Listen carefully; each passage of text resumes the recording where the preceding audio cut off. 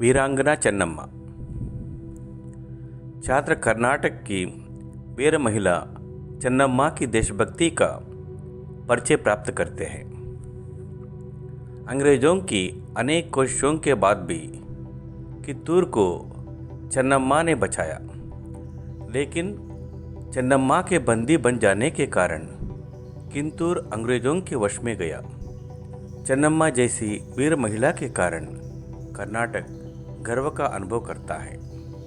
18वीं शताब्दी में सत्तालोलुप अंग्रेज़ों को नाकों चने चबाने वाली सर्वप्रथम भारतीय वीरांगना चेन्नम्मा थी। चेन्नम्मा का जन्म काकतीय वंश में सन 1778 में हुआ था। उनके पिता का नाम दोलप्पा देसाई और माता का नाम पद्मावती था। एक तो इकलौती, फिर रूपवती और स्वस्थ। चेन्नम्मा शब्द का अर्थ ही है सुंदर महिला। उनकी शिक्षा दीक्षा राजकुल के अनुरूप ही हुई।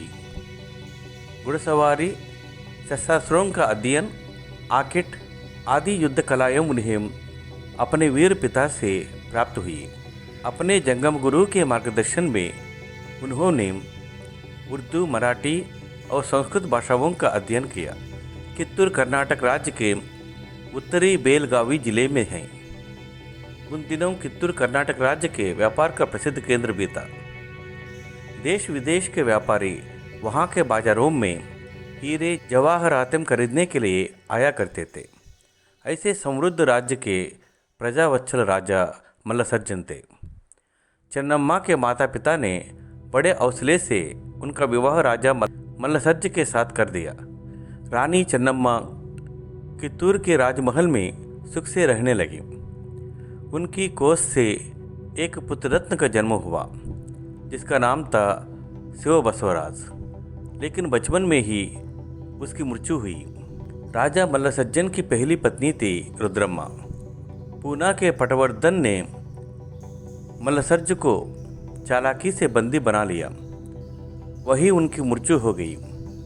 मल्लसर्ज की मृत्यु के बाद चेन्नम्मा ने रुद्रम्मा के पुत्र शिवलिंग रुद्रसर्ज को गद्दी पर बिठाया।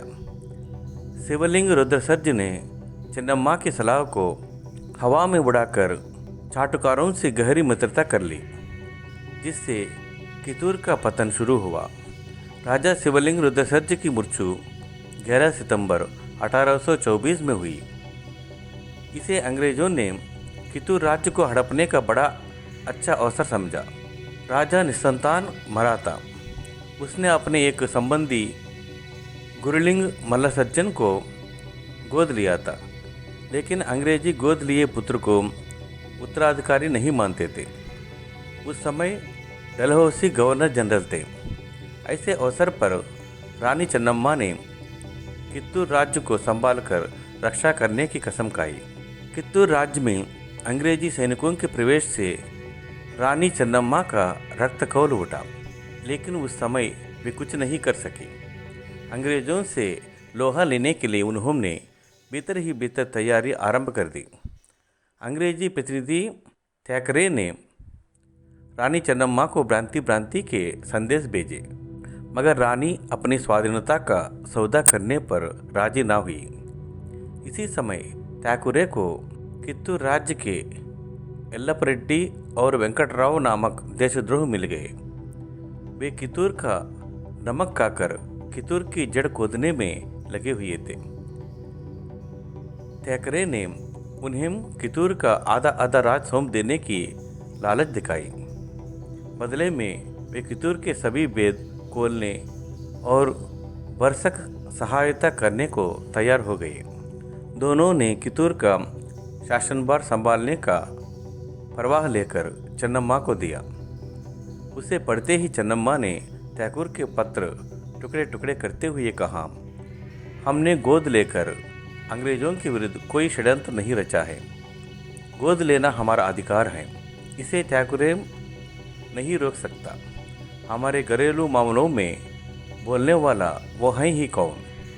कित्तूर स्वतंत्र राज्य है और तब तक रहेगा जब तक मेरे शरीर में प्राण है। यह फटकार सुनते ही दोनों देशद्रोही अपना सा मुँह लेकर चले गए। कितूर में गुरु सिद्धप्पा जैसे कुशल दीवान और बालण्ण, रायण्ण, रज्जवीर, चन्नबसप्पा जैसे वीर योद्धा भी थे, जिनके रहते कितूर के लिए कोई खतरा ना था। कितूर की जनता अंग्रेजी की चाल से भली भांति परिचित थी। थैकरे स्वयं बड़ी सेना लेकर कितूर आ पहुंचा, किंतु रानी उससे नहीं डरी। थैकरे ने 500 सिपाहियों के साथ कितूर के किले पर चढ़ाई करने की आज्ञा दे दी। रानी ने वीर सैनिकों को युद्ध के लिए ललकारते हुए कहा, मातृभूमि के सपूतों, अपने प्राणों की बाजी लगाकर हम अपनी मातृभूमि की रक्षा करते हैं। अंग्रेज इसे हमसे बलपूर्वक छीनना चाहते हैं, लेकिन इसे हम कैसे छोड़ सकते हैं? यह हमें अपने पूर्वजों से मिली है।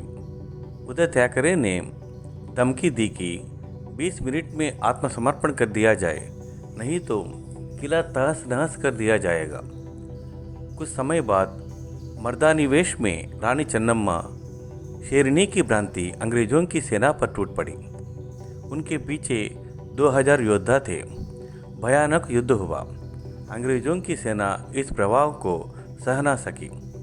वो भाग खड़ी हुई और थैकरे मारा गया। देशद्रोहियों का काम तमाम कर दिया गया। बंदी गोरे अंग्रेजी अफसरों के साथ उदारता का व्यवहार किया गया और उन्हें छोड़ दिया गया, लेकिन यह विजय बहुत दिनों तक ना रही। कुछ ही समय के बाद अंग्रेजों ने कितूर राज्य पर फिर आक्रमण किया। अब अंग्रेजी सेना अधिक थी, लेकिन कितूर के वीर सैनिकों के सम्मुख उसे दोबारा हार माननी पड़ी। फिर एक बार अंग्रेजों ने सारी शक्ति लगाकर घेरा डाला। इस युद्ध में रणचंडी चन्नप्पा बंदी बन ली गई। अंग्रेजों ने कितूर को लूटा, वहाँ कुछ भी ना बचा। चन्नम्मा को बेलहोंगला के दुर्ग में कारागार में डाल दिया गया। बंदी गृह में ही 2 फरवरी 1829 को चन्नम्मा की जीवन ज्योति सदा के लिए बुझ गई।